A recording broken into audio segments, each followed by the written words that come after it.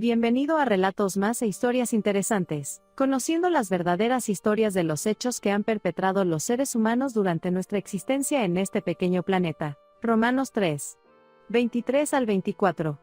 Por cuanto todos pecaron y están destituidos de la gloria de Dios, siendo justificados gratuitamente por su gracia, mediante la redención que es en Cristo Jesús.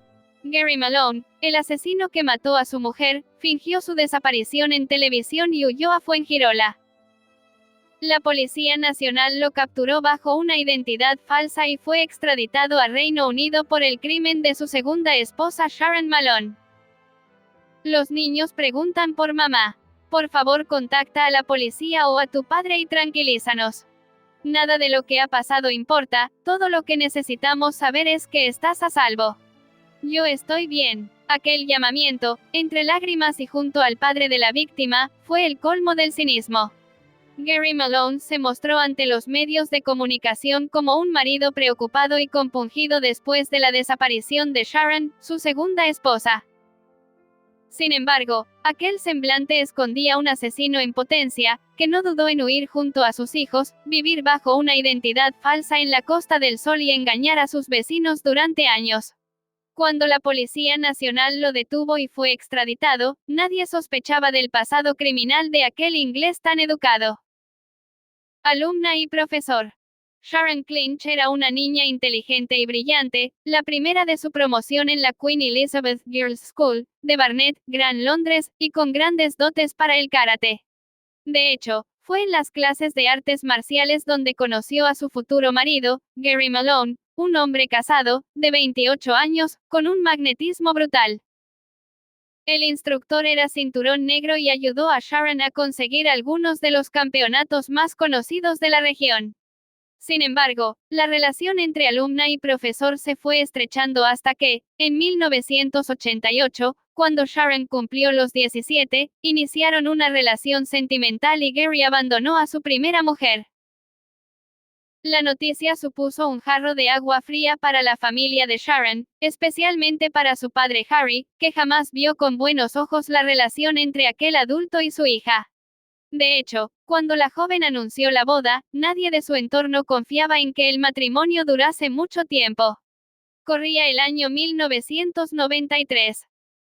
Sharon y Gary se mudaron a Potter's Bar, en Hertfordshire, aumentaron la familia y fueron padres de 2 hijos. Pero 5 años después del enlace, los problemas comenzaron a emerger en la pareja.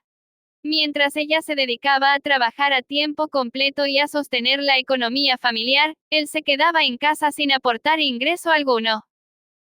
En vez de buscar un trabajo estable, Gary ejercía un control absoluto tanto del dinero como de su mujer, además de pensar en la mejor forma de gastarse la pasta. Un buen día, Sharon, harta de la situación, cogió a los niños y se marchó a casa de sus padres. La mujer quería el divorcio. Por su parte, Gary, que en aquel momento tenía una relación paralela con una íntima amiga de su esposa, Paula, se vino abajo. Primero, porque tenía que llegar a un acuerdo económico con Sharon y evitar su ruina financiera. Y, segundo, porque no quería perder a sus hijos. La solución: quitarse a Sharon de en medio. Teatro en televisión. El domingo 28 de noviembre de 1999, Gary atrajo a Sharon a la casa familiar y allí la asaltó por la espalda y la mató a golpes. Después, metió el cuerpo en el coche de la víctima y condujo hasta el bosque de North Mimes Park, cerca de Hatfield. Antes de abandonar el cadáver, el marido le quitó parte de la ropa y la dejó vestida tan solo con una camiseta, la ropa interior, un reloj y una pulsera. Después, la lanzó a la orilla de un río seco. Acto seguido, Gary condujo de vuelta, dejó el vehículo cerca de la casa, en Cranbourne Crescent y, horas más tarde, acudió a la comisaría a denunciar la desaparición. Gary declaró haber visto a su mujer la tarde anterior, pero dejó claro que pudo haber salido de la casa esa misma noche. Con estos datos, los agentes iniciaron el protocolo de búsqueda y localizaron el vehículo de la víctima con manchas de sangre. Las sospechas se dirigieron hacia el marido, pero él negó tajantemente cualquier implicación en su desaparición.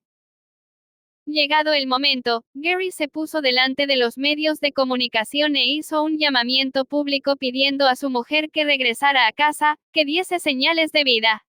Tras aquella comparecencia en compañía de su suegro, el marido doliente puso tierra de por medio, cogió a sus hijos y huyó asegurando que, de alguna manera corría riesgos si permanecía en este país.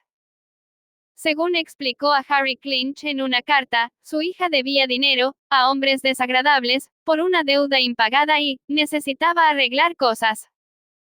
En enero del 2000, Gary y sus dos hijos viajaron a España, más concretamente a la Costa del Sol, donde el asesino forjó una nueva vida bajo una identidad falsa. Pasó a llamarse Ralph Kirke. 2 meses después, el cuerpo de Sharon fue encontrado. Tenía fracturas en la cara y en el cráneo y, en particular, una fractura hundida en la parte posterior de la cabeza.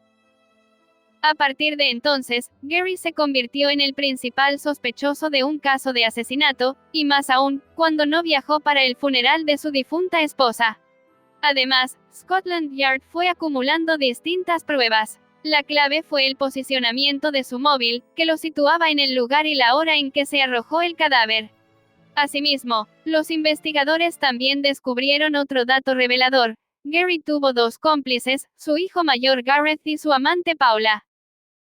Detenido y extraditado. El verano de 2004, la Policía Nacional detuvo a Gary en Fuengirola por matar a su mujer y lo trasladaron a Madrid a la espera de su extradición. El padre de la víctima se mostró consternado al enterarse del arresto de su yerno y desveló que, en los últimos 3 años, apenas había tenido noticias ni de él ni de sus nietos. En mayo de 2005, un tribunal de Old Bailey inició el juicio contra Gary Malone por el asesinato de Sharon Malone.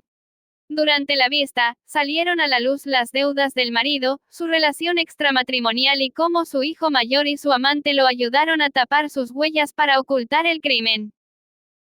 Gareth ayudó a limpiar la casa del matrimonio en Potters Bar y a quitar el papel pintado empapado de sangre, que había sido arrancado de la pared del dormitorio. En cuanto a Paula, la mujer fue acusada de dar una coartada falsa a Gary. Ninguno de los dos fue condenado finalmente.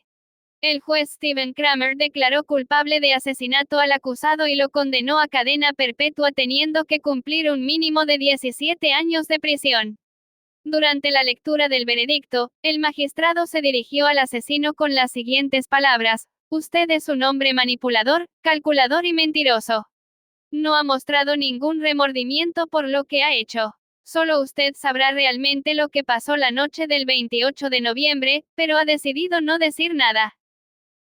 El padre de Sharon celebró el fallo judicial y vio en la cadena perpetua la mejor forma de pasar página. Gary recibió lo que se merecía y no creo que el juez pudiera haber hecho más de lo que hizo.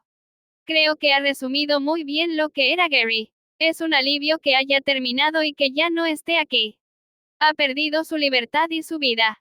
Ahora podemos seguir adelante. Eso sí, el hermano de Sharon, Andrew, no pudo evitar sentir miedo. Mi mayor temor es que se escape y aparezca en nuestra puerta, aseguró a la prensa una vez finalizado el juicio. Todos los asesinos se dejan llevar por el enemigo de nuestras almas llevando a cabo su propósito, que es la destrucción del ser humano. Como persona consciente de lo que nos rodea debemos siempre buscar de Dios. Y cuando llegue en pensamiento de hacer maldad debemos clamar a Cristo para que nos liberte de todo mal.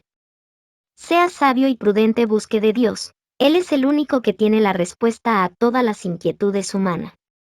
Gracias por mirar mi contenido, nos vemos en la próxima con nuevo material.